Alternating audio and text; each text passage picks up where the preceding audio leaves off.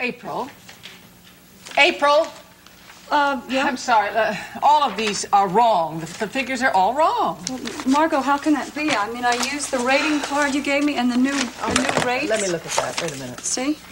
Oh, sure. Well, see what you did, darling. You used the wrong side. Those are the old schedules. If I showed these to any of our potential advertisers, we'd be turning this building into a parking lot within a month.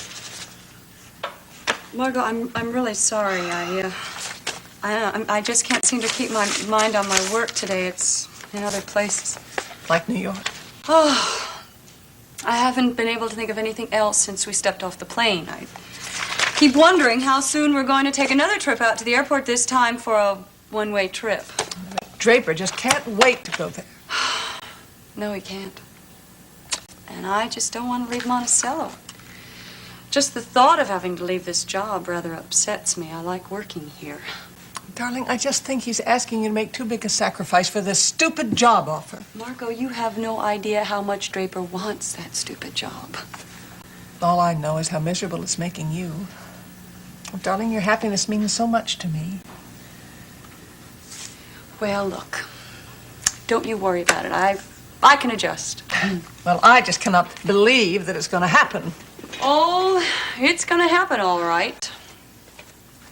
Mr. Henson's impression of Draper is anything like the other partners' impressions of Draper.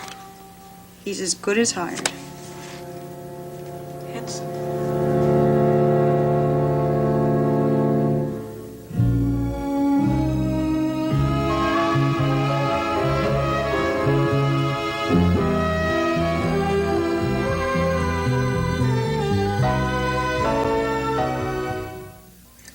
David Henson and I go back a long time, longer than I care to remember.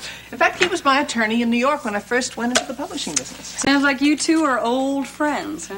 Oh, well, it seems to me I remember complaining rather loudly about what I thought were exorbitant fees. But as it turned out, some of the deals he made were worth every penny. Well, I will tell Draper to drop your name when he meets Mr. Henson. Well, it couldn't hurt, as a matter of fact. David Henson has good reason to remember me. I did quite a few favors once. Yeah, well, Mr. Seward thinks it's not going to make any difference. He doesn't see any reason in the world why Mr. Henson shouldn't approve their recommendations. I don't know, why? Why shouldn't he?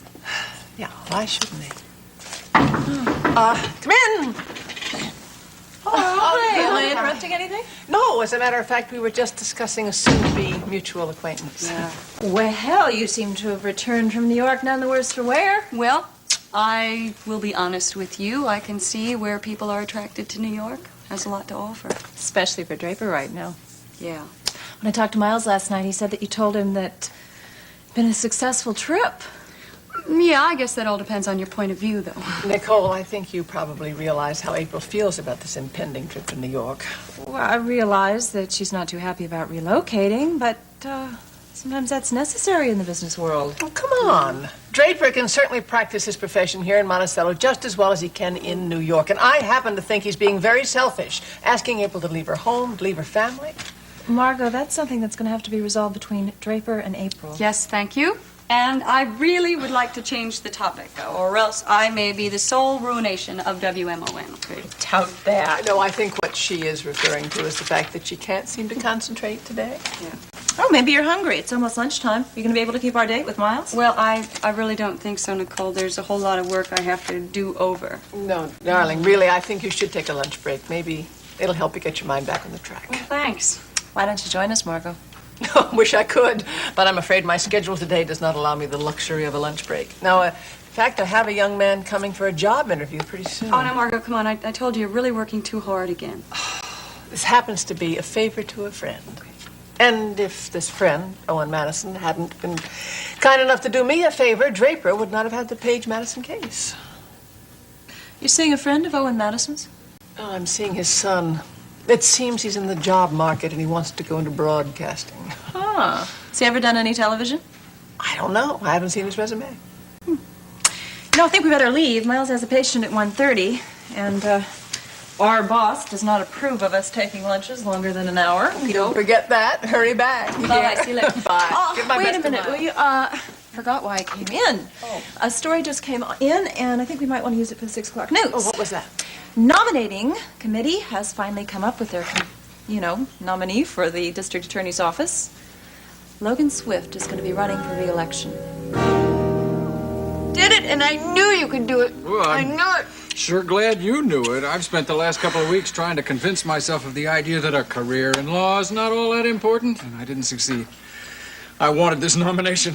And you got it, and I can see why, because you are the best man. I was really worried. I thought that Winter Austin case, I was sure that would mean I was going to be the district attorney who would serve the shortest term in the history of Monticello. Well, you stuck it out, and now, honey, you are going to have another 4 years in that wonderful office in the Justice Building. Don't be too sure. Just getting the nomination does mean that the election's in the bag. I'm going to need a lot of help. From you, from Jamie. After all, voters like to see a politician with a nice, stable family. When these voters see the most handsome lawyer in Monticello Oh, yeah? walking around with this gorgeous woman Oh, and yeah. an adorable baby, they're going to rush right to the polls. Well, who cares how fast they get there as long as they pull the right lever? You got it! You I got it! I got it! Must be the press. How do I look? To use your word, gorgeous. Oh, hey! Welcome to the Geraldine. renomination committee. Congratulations.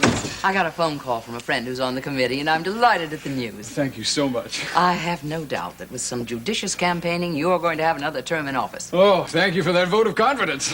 If there's anything I can do, please let me know. Oh, I'll do that. As if you haven't done anything already. Me? What in the world are you talking about? Logan, it just dawned on me. I think I realize who your fairy godmother is.